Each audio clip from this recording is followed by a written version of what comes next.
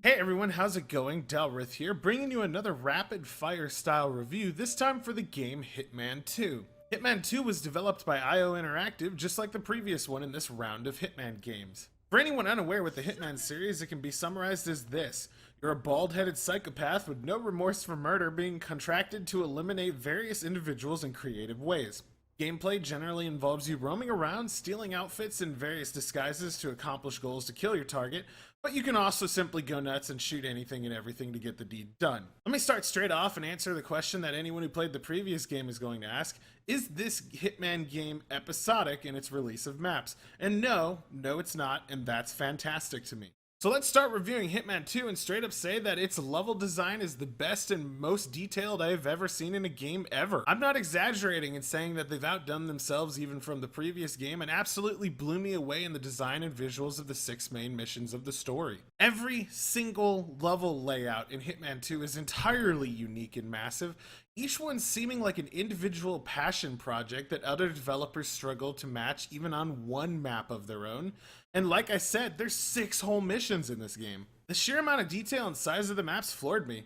I spent hours walking around and exploring each map, constantly finding new items, new details, new paths, and new routes that I could use in accomplishing my mission regardless of what that was. It seemed like every time I thought I had seen everything, the game would throw something entirely new in my face, usually as a side plot or a story that I hadn't yet triggered.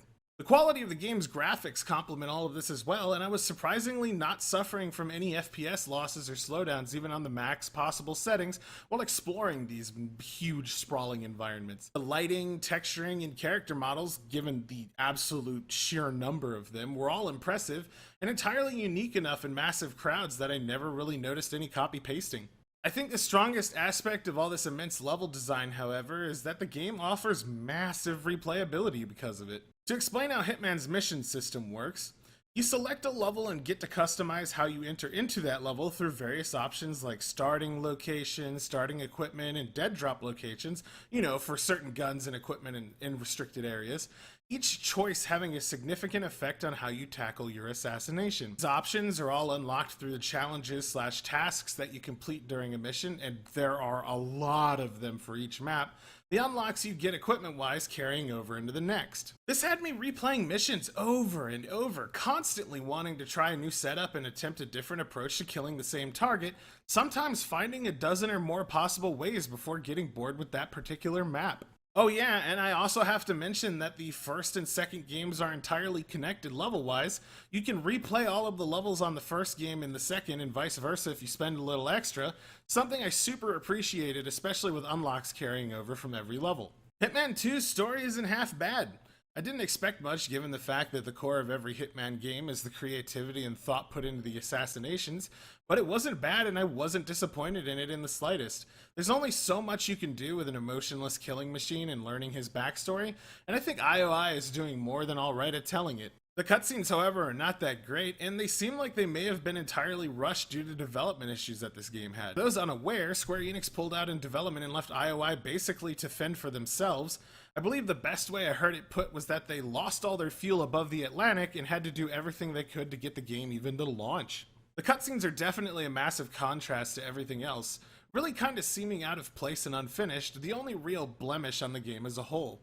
Maybe in the future they'll become fully animated and patched in, but for now they're sorta forgettable and really don't leave a lasting positive impression. As far as extra modes, features, etc., Hitman 2 has quite a few. Sniper Assassin is a game mode where you can play with a friend in co-op and complete challenges on a 7th map, Himmelstein, usually involving a time limit and requirement of stealth or kills in very specific ways. I had a massive blast playing with a few friends in this mode. It's a major game changer to play with a buddy and do all the nutso antics that you're capable of, but together. You've also got contracts that carried over from the previous titles, which are basically challenge missions that involve you killing a specific new target on maps with a very specific criteria. I personally enjoy the one-shot targets where if you fail the mission you're over and done with and can't do it over again. Players can also submit their own contracts and challenges for you to complete, further adding replayability to the game. Heck, at one point I saw a contract posted where the goal was to kill a bunch of communist housewives with a fish as a weapon, one of many that'll definitely keep you entertained. Honestly though, most of your time in Hitman 2 will most likely be spent just goofing off, screwing around, and genuinely enjoying the ridiculous amount of options you have. I laugh every time I play the game, and the sheer amusement of doing things like throwing fire extinguishers at people's heads or dressing up in a mascot outfit and murdering people with a battle axe never gets old. You could take away the bonus modes and the story, and this would still offer dozens of hours of amusement, and for that alone I could suggest the game. I think by the time I finished playing, I had sunk about 60 hours into it, and I definitely plan on going back in the near future. So now on to the final score. I'm going to give Hitman 2 a solid 9 out of 10. I can fully recommend that you pick this game up if you've ever been a fan of the series, and entirely suggest that you pick it up even if you've never played a single Hitman game in your life. You will have fun, and you will find it amusing, and I'm personally genuinely curious to see how much the future DLC adds content-wise to the game, and we'll be checking it out as it comes out. Anyway, that's going to be it for this rapid fire style review. If you liked it, do me a solid and hit that like button, and if you're already subscribed, ring the bell to get notifications on new videos we post in the future. Thanks for watching, and until the next rapid fire style review, this is Delrith, and I'll be seeing ya.